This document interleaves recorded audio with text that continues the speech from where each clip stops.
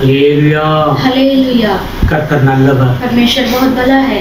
இயேசு நாமத்தில் உங்களை நான் வாழ்த்துகிறேன். यीशु मसीह के नाम से आपको स्वागत करता हूँ। கடந்த வாரம் முழுவதும் கர்த்தர் கண்மணியாய் நம்மை பாதுகாத்தார். पिछले दिनों में परमेश्वर ने आंखों की पुतली जैसे हमें संभाला। இந்த மாதத்தின் கடைசி ஞாயிற்றுக்கிழமை इस महीने का ये जो लास्ट रविवार है, ஆண்டவர் ஒவ்வொரு நாளையும் நமக்கு உதவி செய்து வருகிறார். परमेश्वर प्रतिदिन हमें संभालते आ रहे हैं। கர்த்தர் மேல் நம்பிக்கையாயிருங்கள். परमेश्वर के ऊपर भरोसा कीजिए, சோர்ந்து போய் விடாதீர்கள். आप निराश मत होइए, எப்பவும் ஜெபத்தில் உறுதியாயிருங்கள். आप हमेशा प्रार्थना में दृढ़ बनकर रहिए। கர்த்தர் நம்முடைய பிள்ளைகள் ஒரு நாளும் கைவிட மாட்டார். परमेश्वर अपने बच्चों को कभी भी हाथ नहीं छोड़ेंगे। இயேசுவின் நாமத்தில் இந்த நாளிலேயும் கூட நாம் கூடி ஆராதனை செய்ய முடியாது போயிருக்கிறோம். यीशु मसीह के नाम से आज भी हम परमेश्वर को आराधना करने के लिए हम इकट्ठा हुए हैं। பயபக்தியோடு நாம் எல்லாரும் வீடியோக்கு முன்பாக அமர்ந்து நாம் தேவனை ஆராதனை செய்வோம். हम सभी भय भक्ति के साथ वीडियो के सामने परमेश्वर को महिमा करेंगे, தேவனுடைய வார்த்தையை கேட்போம். परमेश्वर के वचन को सुनेंगे। எல்லாரும் கண்களை மூடி நாம் ஜெபம் பண்ணுவோம். आइए हम सब आंख बंद करके प्रार्थना करेंगे। அன்பு தகப்பனே, உம்மை ஸ்தோத்திரிக்கிறோம். प्यारे पिता, आपको स्तुति हो சர்வ प्रभु। வல்லமுள்ள பிதாவே, सर्वशक्तिमान இந்த परमेश्वर, காலை வேளைக்காக உமக்கு நன்றி செலுத்துகிறோம். इस सुबह के समय के लिए आपको धन्यवाद இந்த करते நாளை हैं। ஆசீர்வதிங்கப்பா. आज के दिन को आशीष कीजिए இந்த நாள் पिता। ஆராதனை ஆசீர்வதிங்க. आज के दिन की आराधना को आशीष சபை कीजिए। மக்கள் தூர தூரமான இடங்களிலிருந்து இந்த வீடியோ பார்க்கிறார்கள். कलीसिया के लोग जो दूर दूर से होकर प्रभु देख रहे हैं प्रभु, ஒவ்வொரு பிள்ளைகளையும் ஆசீர்வதிங்க. हर एक आपके बच्चों को आशीष कीजिए। எங்களோடு இணைந்து ஜெபிக்கிற ஒவ்வொருத்தரையும் உம்முடைய கரம் அமரும்படியா ஜெபிக்கிறோம்ப்பா. जो हमारे साथ मिलकर प्रार्थना करते हैं प्रभु, हर एक के ऊपर आपका हाथ उतरने दो। கிருபைகளாய் மறைத்து பாதுகாத்துக் கொள்ளும். आपके अनुग्रह के अंदर छिपा कर नजर செய்திகளை कीजिए। ஆசீர்வதிங்க. वचन के समय को आशीष कीजिए। தேவ சமூகத்துல புகழுக்கிறப்பா. परमेश्वर के सम्मुख में हम अर्पण करते हैं। ஆசீர்வதிங்க. आशीष कीजिए। தொடர்ந்து உம்முடைய கிருபை இறக்கும் தயவு உண்டாகும்படியா ஜெபிக்கிறோம்ப்பா. लगातार आपका अनुग्रह कृपा होने के लिए हम प्रार्थना करते हैं। ஆசீர்வதிங்க. आशीष कीजिए। துதிகன மகிமைக்கே செலுத்துகிறோம். स्तुति आदर महिमा गौरव आपको देते हैं। இயேசுவின் நாமத்தில் வேண்டுதல் செய்கிறோம் பிதாவே. यीशु मसीह के नाम से मांगते हैं पिता, ஆமென். आमेन। ஹல்லேலூயா. हालेलुया। தொடர்ந்து நாம் ஜெபம் ஆராதனையில் கலந்து கொள்வோம். आइए हम लगातार आराधना में हम जाएंगे। அடிக்கடி எழும்பாதபடி அவர் அமைதியாக இந்த ஒரு மணி நேரம் இருக்கும், ஒரு மணி நேரம் அமைதியா நீங்க பார்த்து பயபக்தியோடு இருந்த கர்த்தரை ஆசீர்வதிப்பார். आज के आराधना में आप बीच में मत उठिए, वीडियो के सामने बैठकर लगातार भयभक्ति के साथ हमारे साथ प्रभु को महिमा कीजिए। आमीन आमीन आमीन। हालेलुया। आइए परमेश्वर को हम आराधना करने जाएंगे। सारे जहां में ऐसा कोई भी नहीं, ना कोई आना ना कोई था। हमारा परमेश्वर आदि और अंत वही है, वही था परमेश्वर और आज भी है और हमेशा वही परमेश्वर रहेगा। आइए हम ताली बजा के प्रभु के नाम को महिमा करेंगे।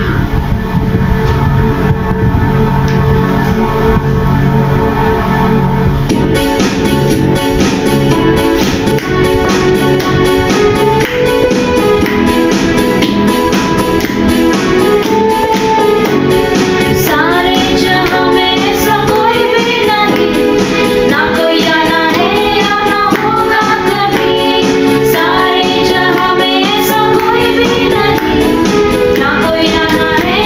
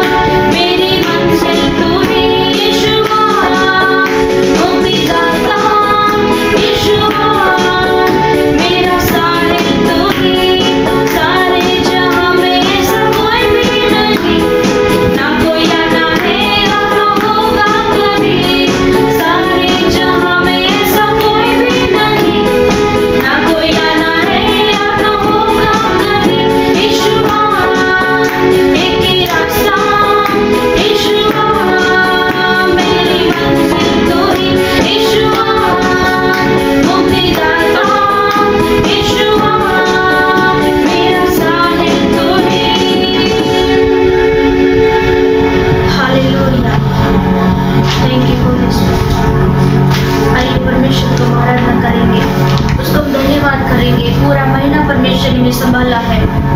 परमेश्वर को हमेशा धन्यवाद करते ही रहना है और वही परमेश्वर का इच्छा है।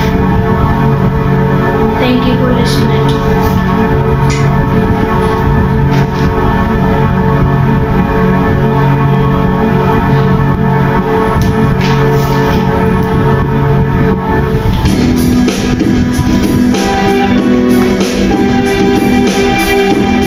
पूरे दिल से परमेश्वर को धन्यवाद करें।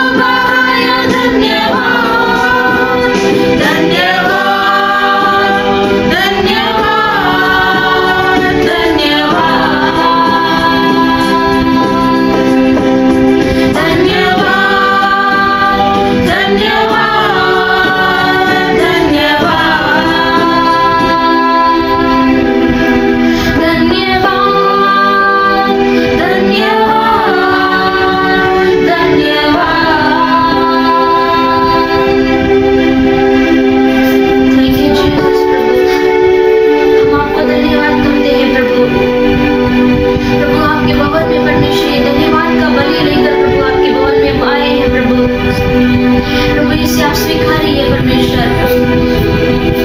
थैंक यू लॉर्ड प्रभु, आपने हमारे जीवन में किए हुए हर एक भलाई को प्रभु हम सोचते हैं प्रभु, वो सारा भलाई परमेश्वर, प्रभु बहुत सारा भलाई परमेश्वर आपने हमारे जीवन में किया है प्रभु, वो बहुत सारा भलाई है प्रभु, अनेक अनेक भलाई है प्रभु परमेश्वर। प्रभु आपने हमें प्रभु पाप के गड्ढे में से प्रभु उबार कर परमेश्वर आपके लिए प्रभु एक ऐसा बर्तन जैसा प्रभु आपने हमें बना दिया प्रभु। थैंक यू लॉर्ड प्रभु, उसको हम क्या बोलकर हम धन्यवाद करेंगे प्रभु। थैंक यू लॉर्ड प्रभु, आपने हमसे प्रेम किया है प्रभु, आपने हमसे प्रभु बहुत बहुत प्रेम किया है परमेश्वर, आपने हमें उद्धार किया है परमेश्वर। थैंक यू होली स्पिरिट प्रभु, आप कितना महान है परमेश्वर। हमारे हर एक विनती को परमेश्वर आप सुनते हैं प्रभु, हमारे हर एक प्रार्थना निवेदन को परमेश्वर आप सुनते हैं प्रभु, हमारे हर एक मन की इच्छाओं को प्रभु आप पूरा करते हैं प्रभु। थैंक यू लॉर्ड प्रभु, थैंक यू होली स्पिरिट प्रभु, हमारे सारी बीमारियों से परमेश्वर आपने में चंगाई किया है प्रभु, हमारे सारे बंधन से परमेश्वर आपने में छुड़ा लिया प्रभु, इसलिए धन्यवाद धन्यवाद धन्यवाद करते हैं परमेश्वर। धन्यवाद प्रभु, धन्यवाद परमेश्वर। Hallelujah, thank you Holy Spirit प्रभु। ये आराधना सिर्फ आपको ही हम देते हैं परमेश्वर। जो इस समय में परमेश्वर मेरे साथ आपको मिलकर प्रभु आपको आराधना करते हैं प्रभु, अपने हर एक को प्रभु आप आशीष कीजिए प्रभु, प्रभु उनका जीवन में प्रभु जो जरूरत है प्रभु आप उन्हें मिला कर दीजिए प्रभु, उनके मन में प्रभु जो प्रभु ऐसा बोझ है प्रभु सारे बोझ को परमेश्वर बदल दीजिए परमेश्वर। आपका नया आनंद से प्रभु, नया समाधान से प्रभु आप प्रभु उन्हें आप भर दीजिए परमेश्वर। यीशु मसीह के नाम से प्रभु इस आराधना प्रभु हम देते हैं परमेश्वर। इस आराधना में प्रभु आपके क्रूस को हम स्मरण करते हैं प्रभु, आपने हमारे लिए प्रभु इस धरती पर आकर प्रभु आपने हमारे लिए प्रभु अपनी जान को कुर्बान कर दिया है प्रभु। आपके प्रेम को, आपके प्रभु उस क्रूस को प्रभु हम कभी नहीं भूलेंगे परमेश्वर। Thank you Holy spirit Lord, thank you Holy spirit, thank you Holy spirit. अपने दोनों हाथों को ऊंचा करके परमेश्वर की ओर हम पूरे दिल से परमेश्वर को आराधना करेंगे। हालेलुया, अपनी आंख बंद करके पूरे परमेश्वर को आराधना करेंगे।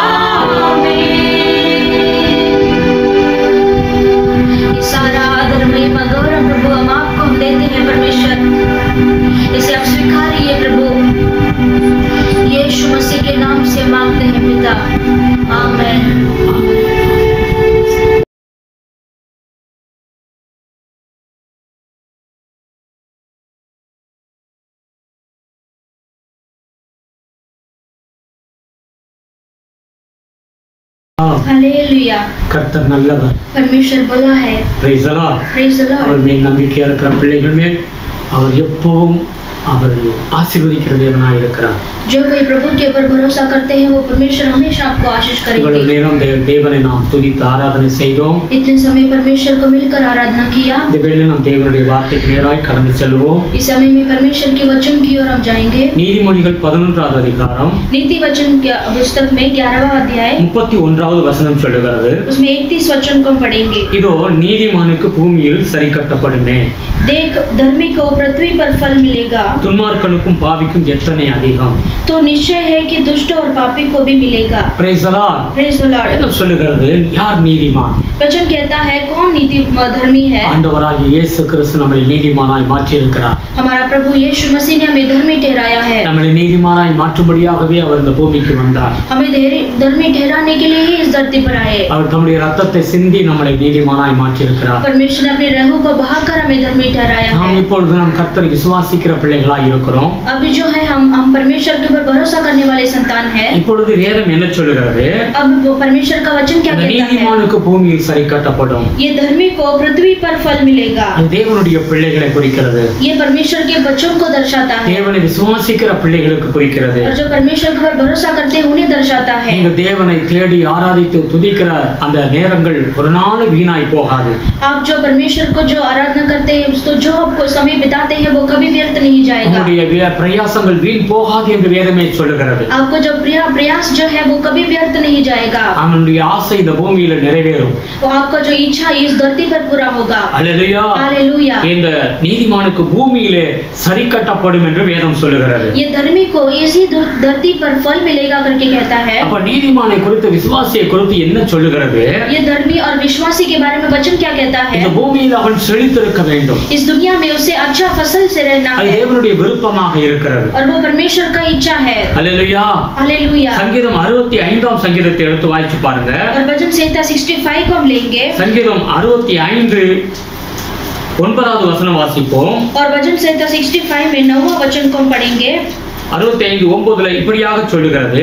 और 65:9 में ऐसा लिखा है। அவருடைய ஆவிக்குரிய செழிப்பை குறித்து அந்த வேதம் சொல்லுகிறது. और वो जो है आत्मिक रीति का जो उन्नति है उसके बारे में लिखा है। தேவரே பூமியை விசாரித்து அதற்கு நீர் பாய்ச்சுகிறீர். தண்ணீர் நிறைந்த தேவ நதியினால் அதை மிகவும் செழிப்பாக்குகிறீர். இப்படி நீர் அதை திருத்தி அவர்களுக்கு தானியத்தை விளைவிக்கிறீர். तो भूमि की सुधी लेकर उसको सिंचता है तो उसको बहुत फलदायक करता है। परमेश्वर की नदी जल से भरी रहती है तो पृथ्वी को तैयार करके मनुष्य के लिए अन्न को तैयार करता है। அல்லேலூயா. हालेलुया। அது தேவ நதியினால் நிறைந்திருக்கும் என்று வேதம் சொல்லுகிறது. और जो है परमेश्वर की नदी जल से भरी रहती है। அந்த தேவ நதி எங்க நிரம்பி இருக்கிறதோ அது செழிக்கும் என்று வேதம் சொல்லுகிறது. और जो परमेश्वर का नदी जहाँ पर है वहाँ पर फसल रहेगा। ஆமென். அந்த ஒரு விசுவாசனுடைய வாழ்க்கையில और एक विश्वासी के जीवन में அவருடைய ஆவிக்குரிய வாழ்க்கை और उसका आत्मिक जीवन அபிஷேகத்தால் நிரம்பி இருக்கும் பொழுது जब वो अभिषेक से भरा हुआ रहता है அவன் வரங்களினாலும் கனிகளினாலும் நிரம்பி இருப்பான். और वो आत्मिक फल में और आत्मिक वरदान में वो भरकर रहेगा। Praise the Lord. Praise the Lord। முதலாவது ஒரு மனிதனுடைய வாழ்க்கையில ஆவிக்குரிய வாழ்க்கை செழிப்பா இருக்க வேண்டும். और पहला एक मनुष्य के जीवन में आत्मिक उन्नति पाना जरूरी அந்த है। தேவ நதி எங்கே நிரம்பி இருக்கிறதோ और परमेश्वर का नदी जो कहाँ पर रहेगा அங்கே அது ஒரு ஆவிக்குரிய வரங்கள்னால் அந்த மனிதன் செழித்திருப்பான் என்று வேதம் சொல்லுகிறது. और जहाँ पर परमेश्वर की नदी है वहाँ पर वो मनुष्य फसल के साथ रहेगा। அதனால ஒவ்வொரு நாளும் ஆவியில நாம் நிரம்ப வேண்டும். और इसी के कारण प्रतिदिन हमें आत्मा में भर कर रहना है। கர்த்தருடைய பிள்ளைகள் ஜெபத்துல எப்பவும் நிரம்ப வேண்டும். और परमेश्वर के बच्चे जो हम अभिषेक से भर कर रहना है। தாவீது சொல்லுகிறான் என் பாத்திரம் நிரம்பி வடிகிறது என்று சொல்லி. और दाऊद कहता है मेरा पात्र उमड़ रहा है। அவருடைய வாழ்க்கையில பாருங்க எத்தனை ஒரு ஆசீர்வதிக்கப்பட்ட ஒரு வாழ்க்கை. उसके जीवन में देखिए कितना सारा आशीष मिला है। அதனால தான் வேதமே சொல்லுகிறது நாம் பரிசுத்த ஆவியில நிரம்பி இருக்க வேண்டும். और इसी के कारण वचन कहता है हमें हमेशा परमेश्वर के पवित्र आत्मा में भरना है। இந்த தேவ அபிஷேகத்தில் நிரம்பும் பொழுது जब हम पवित्र आत्मा में भरेंगे அவன் ஆவிக்குரிய கண்கள் திறக்கப்பட்டு செழித்த ஒரு வாழ்க்கை வாழ்வான் என்று வேதம் சொல்லுகிறது. और हमारे आत्मिक आंख जो है खोल कर वो ऐसे फसल के साथ रहेगा। ஒவ்வொரு நாளும் ஆண்டவருடைய சமூகத்துல காத்திருக்க வேண்டும். और प्रतिदिन परमेश्वर के सम्मुख में इंतजार करना है। ஏதோ ஞாயிற்றுக்கிழமை காலையில வந்து கொஞ்ச நேரம் நாம் தேவனை ஆராதித்தால் போதும் அப்படின்னு என்று நினைத்து விடக் கூடாது. ऐसे ही कुछ ऐसे रविवार के समय में परमेश्वर के सम्मुख में आकर आराधना कर लिया इतना ही काफी नहीं है। ஒவ்வொரு நாளும் தேவனுடைய பிள்ளைகள் தேவ சமூகத்துல காத்திருந்து அந்த அபிஷேகத்தால் நிரம்ப வேண்டும் என்று வேதம் சொல்லுகிறது. प्रतिदिन परमेश्वर के बच्चे हमेशा सुबह परमेश्वर के आत्मा में भर कर रहना है। அப்படிப்பட்ட மனிதனுடைய வாழ்க்கையில் ஆவிக்குரியில் அவன் செழித்திருப்பான் என்று வேதம் சொல்லுகிறது. और वैसे मनुष्य ही आत्मिक रीति में वो फसल के साथ रहेगा। இரண்டாவதாக ஏசாயா 66வது அதிகாரத்தை எடுத்து வாசிச்சு பாருங்க. और दूसरा यशायाह की किताब में 66 अध्याय को लेंगे। அங்க 10 இருந்து 14 வரைக்கும் நீங்க வாசிச்சீங்கன்னா और उसमें 10 से 14 तक पढ़ेंगे। அங்க நிறைய காரியங்கள் எழுதி இருக்கிறது. और वहां पर अनेक बातों के बारे में लिखा है। எருசலேமை நேசிக்கிற நீங்கள் எல்லாரும் அவளோடு கூட சந்தோஷப்பட்டு அவளை குறித்து களி கூறுங்கள், அவள் நிமித்தம் துக்கித்திருந்த நீங்கள் அவளோடு கூட மிகவும் மகிழுங்கள். हे यरूशलेम से सब प्रेम रखने वालों, उसके साथ आनंद करो और उसके कारण मगन हो।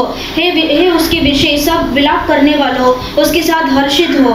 அங்க 13வது வசனம் சொல்லுது, ஒருவனை அவன் தாய் தேற்றுவது போல் நான் உங்களை தேற்றுவேன், நீங்கள் எருசலேமிலே தேற்றப்படுவீர்கள். और 13 वचन में लिखा है, जिस प्रकार माता अपने पुत्र को शांति देती है, वैसे ही मैं भी तुम्हें शांति दूंगा, तुमको यरूशलेम ही में शांति मिलेगी। நீங்கள் அதை காணும்போது உங்கள் இருதயம் மகிழ்ந்து உங்கள் எலும்புகள் பசும்புல்லை போல செழிக்கும். அப்பொழுது கர்த்தருடைய ஊழியக்காரர்களுடைய கரமும் அவருடைய சத்துருக்களிடத்தினுடைய சினமும் அறியப்படும். 14 में लिखा है, तुम यह देखोगे और प्रफुल्लित होगे, तुम्हारी हड्डियां घास के समान हरी भरी होंगी और यहोवा का हाथ उसके दासों के लिए प्रकट होगा और उसके शत्रुओं के ऊपर उसका क्रोध भड़केगा। அங்க எருசலேம் என்று நாம் வாசித்தோம். और यहाँ पर यरूशलेम करके हमने पढ़ा। இது எருசலேம்ங்கிறது சபையை குறிக்கிறது. और ये यरूशलेम मतलब जो है परमेश्वर के कलीसिया को दर्शाता है। சபையில நிலைத்திருக்கிற பிள்ளைகளுடைய வாழ்க்கையில और जो कलीसिया में जो स्थिर के साथ रहते हैं செழித்திருப்பார்கள் और वो फसल के साथ रहेंगे। ஞாயிற்றுக்கிழமை ஆராதனையில் அவர்கள் உள்ளம் எப்பொழுது தேவனை ஆராதிப்பேங்கிற அந்த எண்ணங்கள் இருதயங்களை வரும் பொழுது அவர்களுடைய வாழ்க்கை இந்த உலக பிரகாரமான ஆசீர்வாதத்தால் நிரம்பி இருப்பார்கள். और जो मनुष्य और जो रविवार का जो आराधना बोलेंगे तो उनके मन में एक ऐसा खुशी और आनंद से उठेगा, वो मनुष्य इस धरती पर आनंद के आशीर्वाद से रहेगा। சபையை குறித்த ஒரு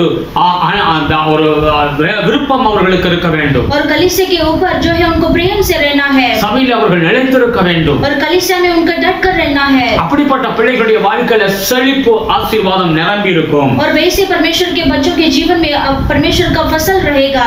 நீதிமொழிகள் 14வது அதிகாரத்தை எடுத்து வாசிச்சு பாருங்க. और नीति वचन 14 अध्याय को लेंगे। அதுல 11வது வசனம் சொல்லுகிறது. और इसमें 11वें वचन में लिखा है, 11வது வசனம் இப்படியாக சொல்லுகிற ஒரு குடும்பத்தை குறித்து அங்க எழுதப்பட்டிருக்கிறது. वहाँ पर एक घर परिवार के बारे में लिखा है, துன்மார்க்கருடைய வீடு அழியும், செம்மையானவருடைய கூடாரமோ செழித்திருக்கும். दुष्टों के घर का विनाश हो जाता है, परंतु सीधे लोगों के तंबू में आबादी होती है। ஆமென். आमेन। செம்மையானவருடைய கூடாரம் என்று தேவனுடைய பிள்ளைகளுடைய வீட்டை குறித்து சொல்லுகிறது. और सीधे लोगों के तंबू ऐसा लिखा है, அவர்கள் செழித்திருப்பார்கள். और वो जो है फसल के साथ रहेंगे। அன்புள்ள கணவன், और प्यारे पति, கீழ்ப்படிகிற மனைவி, और जो अधीन रहती है पत्नी, குணமான பிள்ளைகள், और अच्छा गुण के साथ रहने वाले बच्चे।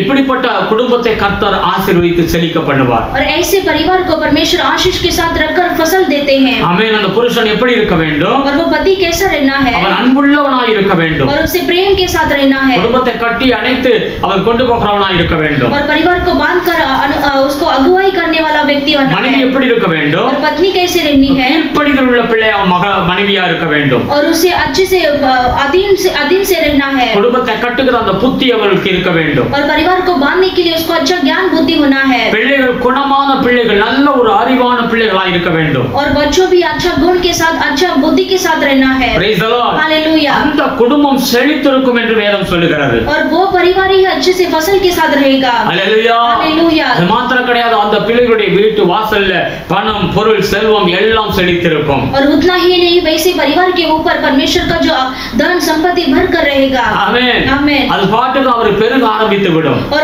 वो ऐसे ही बढ़ते जाएंगे। ஆமென். आमेन। நீதிமொழிகள் 11வது அதிகாரம் और नीति वचन 11वां अध्याय 25வது வசனத்தை எடுத்து வாசிப்போம். और इसमें 25वां वचन को पढ़ेंगे। அங்க சொல்லுகிறது, और वहां पर लिखा है, நீதிமொழிகள் 11:25 சொல்லுது, உதார குணமுள்ள ஆத்துமா செழிக்கும், எவன் தண்ணீர் பாய்ச்சுகிறானோ அவனுக்கு தண்ணீர் பாய்ச்சப்படும்.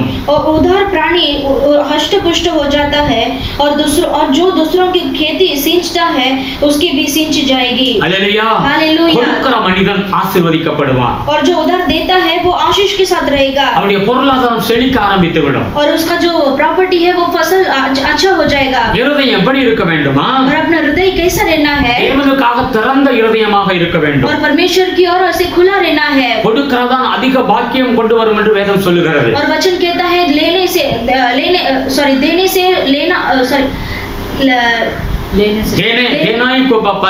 लेने से देना अच्छा है। அல்லேலூயா. हालेलुया। வேதம் தெளிவா சொல்லுகிறது. और वचन स्पष्ट से कहता है, ஒன்று நாளாகமம் 29வது அதிகாரம் முழுவதும் வாசிச்சு பாருங்க. और पहला इतिहास की किताब में पढ़ेंगे तो அங்க தாவீதை குறித்து எழுதப்பட்டிருக்கிறது. और वहाँ पर दाऊद के बारे में लिखा है, தேவனுக்காக, தேவனுடைய ஆலயத்துக்காக அவன் இருதயம் திறந்திருந்தது. और वो परमेश्वर के मंदिर के बारे में उसका मन खुला हुआ था। அவன் எந்த அளவுக்கு தேவனுக்காக அதிகமாக பொக்கிஷங்களை சேர்க்க ஆரம்பித்தானோ और जितना परमेश्वर के मंदिर के लिए धन जमा करना शुरू किया, அந்த அளவுக்கு அவருடைய வாழ்க்கையில் ஆசீர்வாதம் பெருகிக் கொண்டே இருந்தது. और उतना उसके जीवन में आशीष बढ़ता ही गया. Praise the Lord. Praise the Lord. ஆமென். கொடுக்கிற கரங்களை ஆசீர்வதிப்பார். और परमेश्वर देने वाले हाथों को परमेश्वर आशीष करते हैं. தேவனுக்கு கொடுத்து ஒரு நாள் நீங்கள் கெட்டு போக மாட்டீர்கள். और जो परमेश्वर को देने वाले आप कभी भी नाश नहीं होंगे. கொடுக்கிறதே பாக்கியம் என்று வேதம் தெளிவாய் சொல்லுகிறது. और देना ही धन्य है करके वचन स्पष्ट से कहता है. हालेलुया. हालेलुया. சங்கீதம் 80வது சங்கீதத்தை எடுத்துக்கொள்வோம். और वचन संहिता 80 को लेंगे. சங்கீதம் 80வது சங்கீதம் 8வது வசனம் சொல்லுகிறது. और वचन संहिता 80 में 8 वचन को पढ़ेंगे. இஸ்ரவேல் ஜனங்களை எகிப்திலிருந்து ஆண்டவர் கொண்டு வந்து और मिस्र देश से परमेश्वर ने इस्राएल लोगों को छुड़ाकर लेकर आए. கானான் தேசத்துல குடியேற பண்ணினார். और उनको कानान देश में निवासी हुआ. அந்த வசனம் சொல்லுது, நீர் எகிப்திலிருந்து ஒரு திராட்சை கொடியை கொண்டு வந்து ஜாதிகளை துரத்தி விட்டு அதை நாட்டினீர் என்று வேதம் சொல்லுகிறது. और वहां पर 8वें वचन में लिखा है, तो मिस्र से एक दाखलता से आया और अन्य जातियों को निकालकर उसे लगा दिया. Praise the Lord. Praise the Lord. ஒரு காலத்துல இவர்கள் எகிப்தில் அடிமைப்பட்டவர்களாய் இருந்தார்கள். एक समय में ये लोग जो है मिस्र देश में ऐसे गुलाम में थे. இப்ப ஆண்டவர் இவர்களை எகிப்திலிருந்து விடுவித்து கொண்டு வந்து अभी परमेश्वर ने मिस्र देश से छुड़ाकर கானான் தேசத்தை ஆண்டவர் கொடுத்தார். और कानान देश को उनको दिया. அங்கிருந்த 7 ஜாதிகளை ஆண்டவர் துரத்தி விட்டு இவர்களுக்கு அங்க அந்த இடத்துல குடியிருப்புக்கு கொடுத்தார். और वहां से सात जाति लोग राजा को भगाकर परमेश्वर ने इनको वहां पर रखा. Praise the Lord. हालेलुया. அப்ப எகிப்துங்கிறது எதை குறிக்கிறது? அடிமைத்தனத்தை குறிக்கிறது. और मिस्र देश का क्या दर्शाता है? उसे गुलाम को दर्शाता है. இவங்க அடிமைத்தனத்திலையும் பாவத்திலையும் கடந்த இவர்களை ஆண்டவர் விடுவித்தார். और जो ये गुलाम में थे और ऐसे पाप के अंदर फंसे हुए थे, இவர்களை ஆண்டவர் விடுவித்து அந்த கானான் தேசத்துல கொண்டு வந்து குடியிருக்க பண்ணினார். और इस्राएल लोगों को वहां से छुड़ाकर परमेश्वर ने कानान देश में उनको निवासी कराया. 1 கொரிந்தியர் 2வது அதிகாரத்தை வசனத்தை எடுத்து வாசிச்சு பாருங்க. और पहला कोरिन्थियों की किताब में 2 अध्याय को लेंगे. அங்க 12வது வசனம் சொல்லுகிறது, और इसमें 12 वचन में लिखा है, நாங்களோ உலகத்தின் ஆவியை பெறாமல் தேவனால் எங்களுக்கு அருளப்பட்டவைகளை அறியும்படிக்கு தேவனிலிருந்து புறப்படுகிற ஆவியை பெற்றோம். परंतु हमने संसार की आत्मा नहीं, परंतु वह आत्मा पाया है जो परमेश्वर की ओर से है, कि हम उन बातों को जाने जो परमेश्वर ने हमें दी है. ஆமென். हालेलुया. நாம் உலகத்தின் ஆவியை நாங்கள் பெறவில்லை, हम जो है ये दुनिया के आत्मा को नहीं पाए हैं, தேவனுடைய ஆவியை பெற்ற நாங்கள் என்று சொல்லி வேதம் சொல்லுகிறது. परंतु वो आत्मा जो हम परमेश्वर की ओर से मिला है. இப்ப கடவுளுடைய பிள்ளைகள் எப்படி இருக்க வேண்டும்? अभी परमेश्वर के बच्चे हमें कैसे रहना है? ஆவிக்குரிய பிள்ளைகளாய் இருக்க வேண்டும். हमें आत्मिक बच्चे हमें बनना है. இவர்கள் எதிலையும் அடிமைத்தனமாய் இருந்து விடக் கூடாது. और ये लोग जो है किसी बातों में गुलाम नहीं रहना है. எகிப்தில ஒரு காலத்தில் இருந்தார்கள், और एक समय में मिस्र देश में से गुलाम थे, பாவ அடிமைத்தனத்தில கடந்தார்கள். ऐसे पाप के गुलाम में थे. இப்ப ஆண்டவர்களை விடுவித்து கானானிலே கொண்டு வந்து வைத்திருக்கிறார். अभी जो परमेश्वर ने उन्हें वहां से छुड़ाकर कानान देश में कर दिया. இப்ப நாம் இந்த உலகத்துல வாழ்ந்து செழித்திருக்க, अभी हम जो ये दुनिया में जीकर ऐसे फसल के साथ நாம் உலகத்தின் ஆவியை பெறாமல் हम जो दुनिया का आत्मा को नहीं पाना நாம் है, தேவனுடைய ஆவியை பெற்றிருக்கிறோம். हम परमेश्वर की आत्मा को हमने पाया है. நாம் இப்பொழுது எந்த ஒரு பாவமும் நம்மளை அடிமைப்படுத்த முடியாது. अभी जो है हमें कोई किसी तरह के गुलाम हमें नहीं कर सकता. அதிலிருந்து அந்த பாவத்தினுடைய ரோகத்திலிருந்து ஆண்டவர் முறித்து நம்மளை விடுதலை கொடுத்து விட்டார். और ऐसे पाप के बंधन से परमेश्वर हमें छुड़ाकर हटा दिया है. தேவனால் நாம் இப்பொழுது தேவனுடைய அபிஷேகத்தை பெற்றிருக்கிறோம். हम परमेश्वर की ओर से हमने अभिषेक पाया है. இப்ப நாம் தேவனுடைய பிள்ளைகள். अभी हम परमेश्वर के संतान हैं. தேவனுடைய வீட்டில் நாம் இருக்கிறோம். हम परमेश्वर के दर पर है. தேவனுடைய தோட்டத்தில் நாட்டப்பட்டிருக்கிறோம். हम परमेश्वर के ऐसे गार्डन के अंदर हम फंसे हुए ऐसे लगाया है. பரலோகத்துக்குரிய பிள்ளைகளாய் இருக்கிறோம். हम परलोक राज्य के निवासी है. ஆமென். आमेन. இப்படி இருப்பதனால வேதம் என்ன சொல்லுகிறது? ऐसे रहने से हमें क्या परमेश्वर का वचन क्या कहता है? நாம் செழித்திருப்போம். हम फसल से रहेंगे. அவருடைய தோட்டத்தில் நாம் இருப்பதனால அவர் நம்மளை விசாரித்து நடத்துகிறவராய் இருக்கிறார். और हम परमेश्वर के ऐसे उसकी गार्डन में है, इसके लिए परमेश्वर में आशीष करेंगे. சங்கீதம் 92ஆம் சங்கீதத்தை எடுத்துக்கொள்வோம். और वचन संहिता 92 को हम लेंगे. சங்கீதம் 92 10 வாசிப்போம். और वचन संहिता 92 में 10 से हम पढ़ेंगे.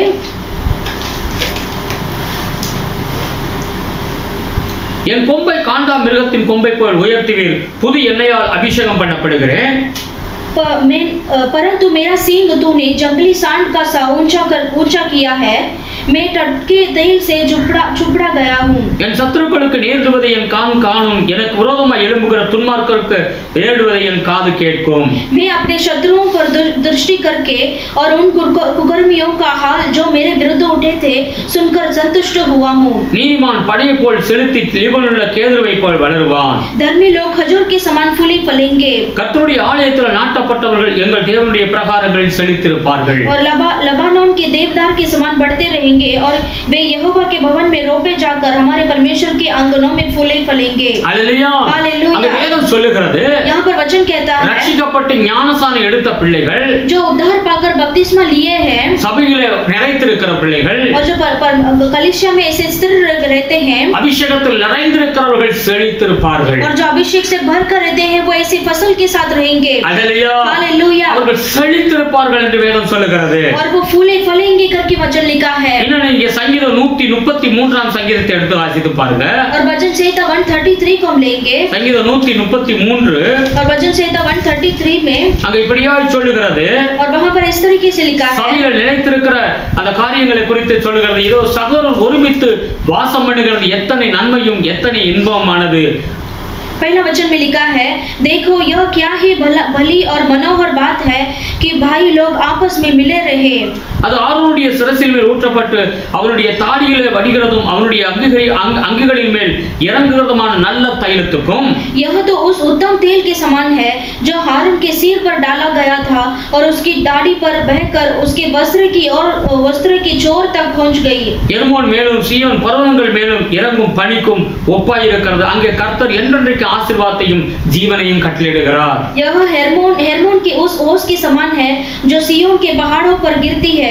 यहोवा ने तो वही सदा के जीवन की आशीष ठहराई है। हालेलुया। हालेलुया। சபையில் ஐக்கியமா உள்ளவர்களுக்காக இது எழுதப்பட்டிருக்கிறது। और कलीसिया में एकता में रहने वाले उनके बारे में लिखा है। சபையின் மூலம் என்னென்ன ஆசீர்வாதங்கள் ஆண்டவர் கொடுக்கிறார், और कलीसिया के जरिए परमेश्वर में क्या-क्या आशीष அந்த देते ஜீவனை हैं, கொடுக்கிறார், उन्हें वहां पर जीवन देते हैं என்றென்றைக்கு ஆசீர்வாதத்தை கட்டளையிடுவார்। और हमेशा परमेश्वर आशीष को आज्ञा देते हैं சபையில் நிலைத்திருக்க வேண்டும்। और कलीसिया में बनकर रहना है। हालेलुया। हालेलुया। சபை கூடி வருவதை விட்டு விடக்கூடாது என்று வேதம் சொல்லுகிறது। और वचन कहता है सभा में मिलकर जो इकट्ठा होते हैं उसे कभी छोड़ना नहीं है। சபையில எத்தனை நன்மை இருக்கிறது என்று அந்த முதலாவது வசனத்தை நாம் வாசித்தோம்। और पहला वचन में हमने पढ़ा था कि कलीसिया में हम इकट्ठा होकर मिलते हैं वो कितना आशीष है। आमेन। आमेन। நன்மையும் இன்பமும் அங்கே இருக்கிறது என்று வேதம் சொல்லுகிறது। और वहां पर भली और मनोहर बात है करके लिखा है। அங்கே அபிஷேகத்தினால் நிரப்பப்படுகிறோம்। और वहां पर अभिषेक से हम भर जाते हैं। हालेलुया। हालेलुया। ரட்சிக்கப்பட்ட பிள்ளைகள் जो उद्धार पाए हुए बच्चे ஞானஸ்நானம் எடுத்து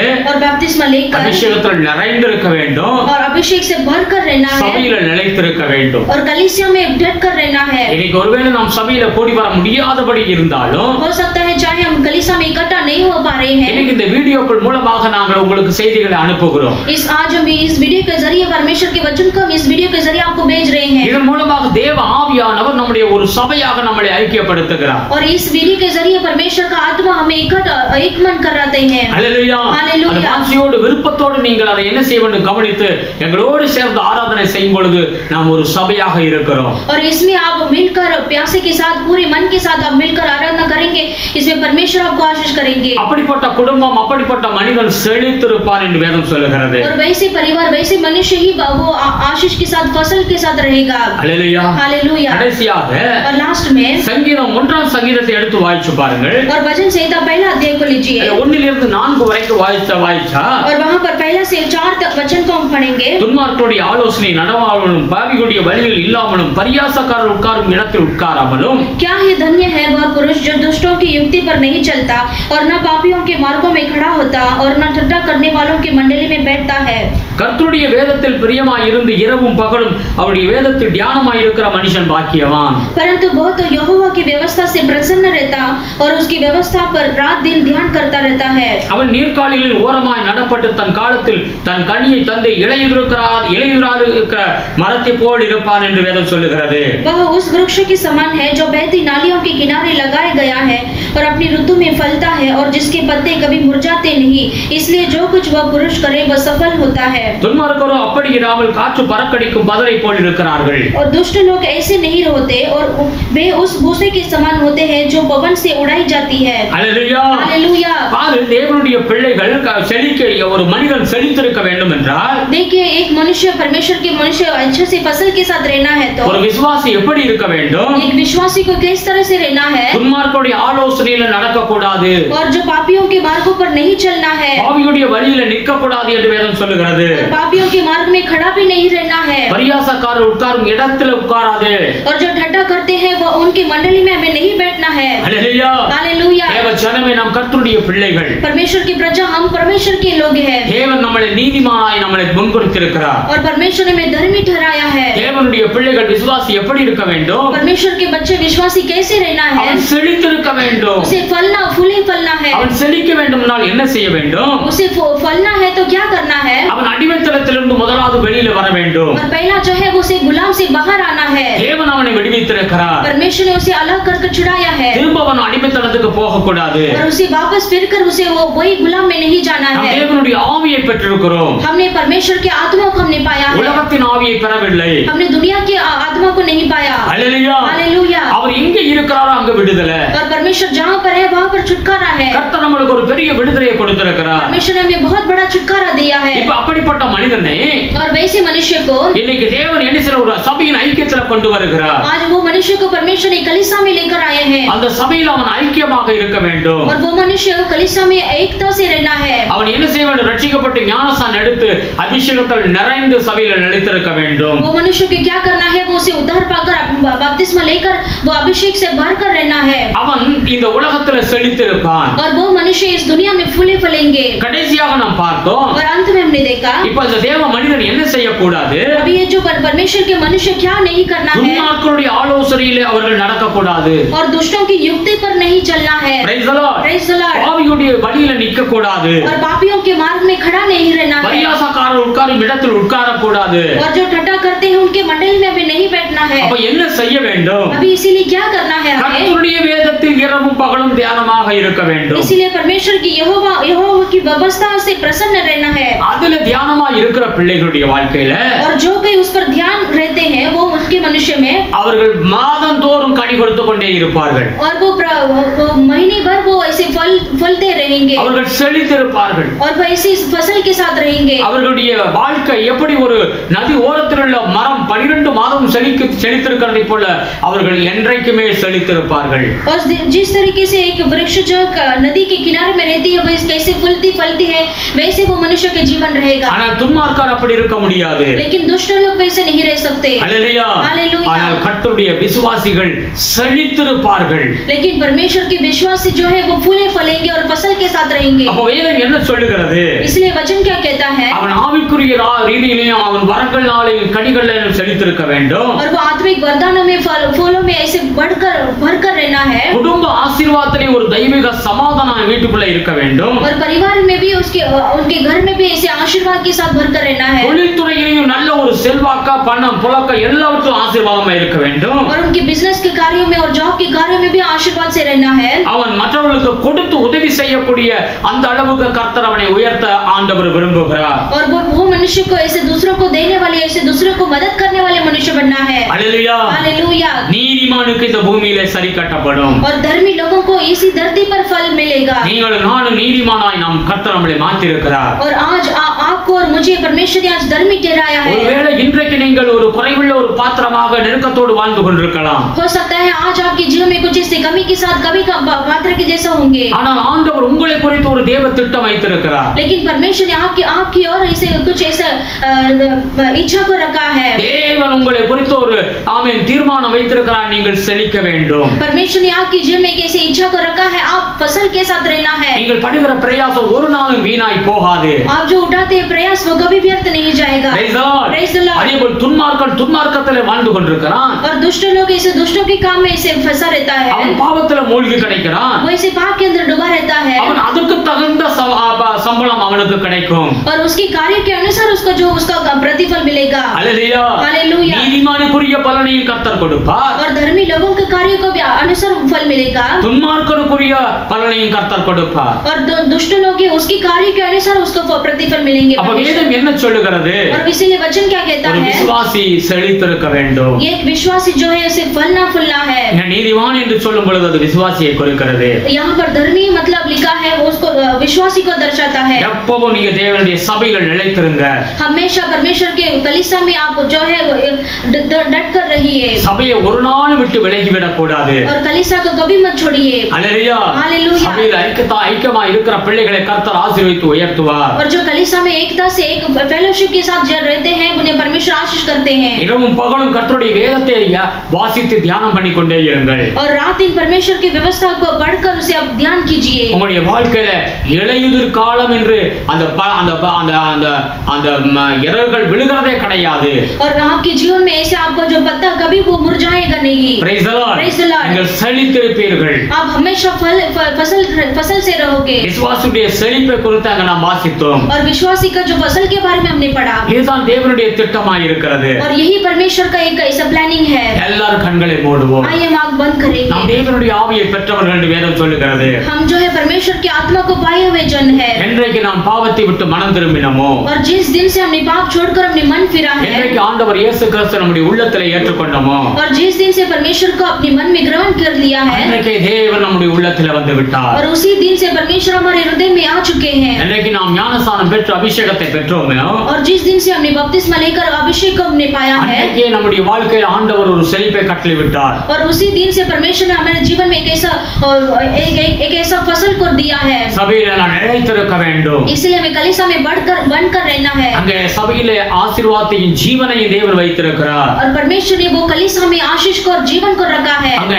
நன்மையையும் இன்பத்தையும் ஆண்டவர் வைத்திருக்கிறார்। और वहां पर ऐसे अच्छा भलाई को और करुणा को रखा है। हालेलुया। हालेलुया। எல்லாரும் அப்படியே ஒப்பு கொடுப்போம்। आइए हम ऐसे अर्पण करेंगे। ஆண்டவரே என்னை தானே நான் ஒப்பு கொடுக்கிறேன் ஆண்டவரே।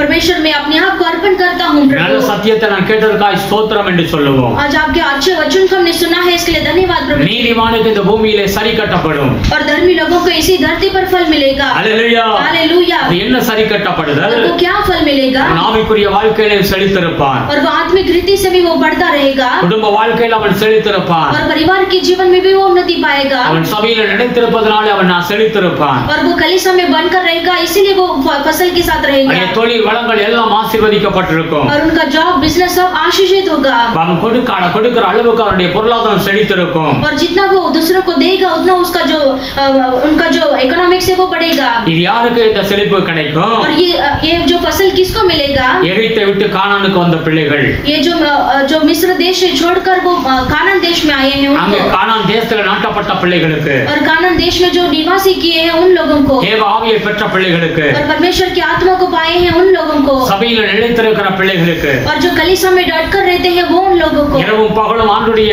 வேதத்தை தியானமாய் இருக்கிற பிள்ளைகளுக்கு, और जो परमेश्वर के वचन पर रात दिन ध्यान करते हैं उन लोगों को, அவன் செழித்திருப்பான் என்று வேதம் சொல்லுகிறது। वो लोग ऐसे फसल के साथ फूले फलेंगे। அன்பு தகப்பனே உமக்கு நன்றி செலுத்துகிறோம் அப்பா। प्यारे पिता आपका धन्यवाद करते हैं இந்த प्रभु। மத்தியான வேளைக்காய் கோடி கோடி ஸ்தோத்திரம்। इस दोपहर के समय के लिए धन्यवाद प्रभु। நல்ல ஒரு சத்தியத்தை கேட்க உதவி செய்தீரக்காய் ஸ்தோத்திரம் ஆண்டவரே। आपके अच्छे वचन को हमने सुना है इसके लिए धन्यवाद உம்முடைய प्रभु जी। கிருபைக்காய் ஸ்தோத்திரம் ஆண்டவரே। आपके अनुग्रह के लिए धन्यवाद உம்முடைய प्रभु। இரக்கங்களுக்காய் ஸ்தோத்திரம்। आपके अनुग्रह के लिए धन्यवाद இந்த प्रभु। வேளையை ஆசீர்வதிங்க। इस समय को आशीष இந்த कीजिए। சத்திய வார்த்தைகளை ஆசீர்வதிங்க ஐயா। ये सत्य वचन को आशीष कीजिए தேவன் प्रभु। ஒரு விசுவாசியை குறித்த திட்டங்கள் என்ன வைத்திருக்கிறார்? एक विश्वासी के बारे में परमेश्वर ने क्या प्लानिंग को रखा है? ஆமென்। அந்த விசுவாசிக்கு தேவன் இந்த பூமியிலே சரி கட்டுவார்। और विश्वासी को जो उनका जो फल है इसी धरती पर उनको फल मिलेगा। இந்த பூமியிலே அவன் ஆசீர்வதிக்கப்பட்டிருப்பான்। इस धरती पर ही वो आशीषित पाएगा। அவன் செழித்திருப்பான் என்று வேதம் சொல்லுகிறது। और वो फूले फलेगा करके वचन लिखा है। இந்த செய்தியை கேட்ட ஒவ்வொரு பிள்ளைகளையும் ஆசீர்வதிங்கப்பா। तो इस वचन को सुने हुए आपके हर एक बच्चों को आशीष ஒரு कीजिए पिता। செழிப்பான வாழ்க்கையை கட்டளையிடும் ஆண்டவரே। एक ऐसा फसल का जीवन उनको आप दीजिए प्रभु। பணம் காசுகள் பொருளாதாரத்துல செழித்திருக்கட்டும் ஆண்டவரே। उनको पैसे पाने में इसके धन दौलत में आशीषित कीजिए प्रभु। குடும்பங்கள் செழித்திருக்கட்டும் ஆண்டவரே। उनका परिवार में प्रभु फसल होने दो प्रभु। குடும்பம் கணவன் மனைவி பிள்ளைகளை குறித்து வேதம் சொல்லுகிறது। प्रभु परिवार में प्रभु पति पत्नी और बच्चों के बारे में वचन कहता है நல்ல प्रभु। ஒரு கணவன் நல்ல அன்புள்ளவனாய் இருப்பான்। पति जो है प्रेम से भरा हुआ रहना है। மனைவி எல்லாவற்றுக்கும் கீழ்ப்படியில் உள்ள மனைவியாய் இருப்பார்। और पत्नी जो है सारे बात में उसे अधीन रहना है। பிள்ளைகளை குறித்து சொல்லுகிறது நல்ல குணால பிள்ளைகளாய் இருப்பார்கள் என்று। बच्चों के बारे में लिखा है उनको अच्छा गुण के साथ रहना है। ஆண்டவர் அப்படிப்பட்ட குடும்பம் செழித்திருக்கும் என்று பார்க்கிறோம் ஆண்டவரே। और वैसे परिवार को ही परमेश्वर कहते हैं कि वो फसल के साथ फूले फलेंगे। ஆசீர்வதிங்க சுவாமி। आशीष कीजिए இந்த प्रभु। பூமியில நான் எப்படிப்பட்ட வாழ்க்கை வாழுகிறோம்? इस दुनिया में हम किस तरीके से हम जीवन जीते हैं? தேவன் நம்மை தெரிந்து கொண்டிருக்கிறார்। हमने परमेश्वर ने हमें नियुक्त किए हैं, நம்மளை கானான் தேசத்துல கொண்டு வந்து வைத்திருக்கிறார். हमें कानान देश में लाकर हमें निवासी ठहराया ஒரு है, விடுதலையை நமக்கு கொடுத்திருக்கிறார். एक ऐसा छुटकारा को हमें दिया है, இனி எந்த ஒரு பாவத்திலையும் நாம் உட்பட்டு விடாதபடி, और इसी के बाद हम कोई भी पाप के अंदर हमें जड़ना नहीं है, எந்த ஒரு சாத்தானுடைய கையில அகப்பட்டு கொள்ள விடாதபடி, और ऐसे कोई भी इसे शैतान के कार्य उसके हाथों में हमें झगड़ना नहीं है, எப்பவும் சபையில நிலைத்திருக்கக்கூடிய சபையை நேசிக்கிற பிள்ளைகளாய் இருக்கட்டும் ஆண்டவரே. और हमेशा कलीसिया से प्रेम रखकर कलीसिया में डटकर रहने के लिए प्रभु मदद कीजिए, வேத வசனங்கள்ல அதிகமாய் கேட்டு அதிகமாய் தியானம் பண்ண உதவி செய்யுங்க ஆண்டவரே. और बाइबल के वचन में हर एक वचन को उसे पढ़कर उसे अच्छा ध्यान करने के लिए मदद कीजिए, ஒவ்வொரு குடும்பத்தை ஆசீர்வதிங்க, हर एक परिवार को आशीष कीजिए, உங்களுடைய தேவைகளை சந்திச்சு கொடுங்க, उनके सारी जरूरतों को आप पूरा करके இந்த दीजिए, சபையை உயர்த்துங்க ஆண்டவரே. कलीसिया को आप ऊंचा कीजिए, பெரிய காரியங்களை செய்யும். बड़े कार्य को कीजिए, வீடு இல்லாத பிள்ளைகளுக்கு வீடு வாசல் ஏற்பட கொடுங்க ஆண்டவரே. जिनको खुद का घर नहीं प्रभु उनका खुद का घर दीजिए என்ன प्रभु, தேவையோ அதை சந்திச்சு கொடுங்கப்பா. जिनको जो जरूरत है प्रभु उन जरूरतों को आप पूरा करके ஆசீர்வதிங்க ஐயா. आशीष कीजिए உங்களுடைய प्रभु, கிருபையின் கரத்துல ஒப்பு கொடுக்கிறோம். आपके अनुग्रह के हाथों में हम सौंपते हैं, நீர் ஆளுகை செய்யுங்க ஆண்டவரே. आप राजकरण कीजिए, கல்யாண காரியத்துக்காக ஜெபிக்கிற பிள்ளைகளுக்கு கல்யாண காரியங்கள் கைகூடி வரட்டும். जिनको प्रभु शादी का कार्य के लिए प्रार्थना करते हैं प्रभु उनका शादी का कार्य पूरा सफल होने दो, குழந்தை இல்லாத பிள்ளைகளுக்கு குழந்தையை கொடுங்க ஆண்டவரே. जिनको बच्चे का भाग्य नहीं प्रभु उन्हें आप बच्चे का भाग्य दीजिए, இயேசுவின் நாமத்தில் அற்புதம் செய்யப்பா. यीशु मसीह के नाम से अद्भुत कीजिए, ஆசீர்வதிங்க சுவாமி. आशीष कीजिए प्रभु, தொடர்ந்து உடைய கரத்துல ஒப்பு கொடுக்கிறோம். लगातार आपके हाथों में हम सौंपते हैं, நீர் ஆளுகை செய்யுங்க சுவாமி. आप राजकरण कीजिए प्रभु, எங்களை தாழ்த்துகிறோம் ஆண்டவரே. हम अपने आप को नम्र करते हैं, ஆண்டவரே உடைய பிள்ளைகள் கொடுக்கிற காணிக்கை தசமங்களை ஆசீர்வதிங்க ஆண்டவரே. जो आपके बच्चे जो दान दशम देते हैं प्रभु उन्हें आप आशीष कीजिए, இந்த ஊழியத்தை தாங்குகிற குடும்பங்களை நீர்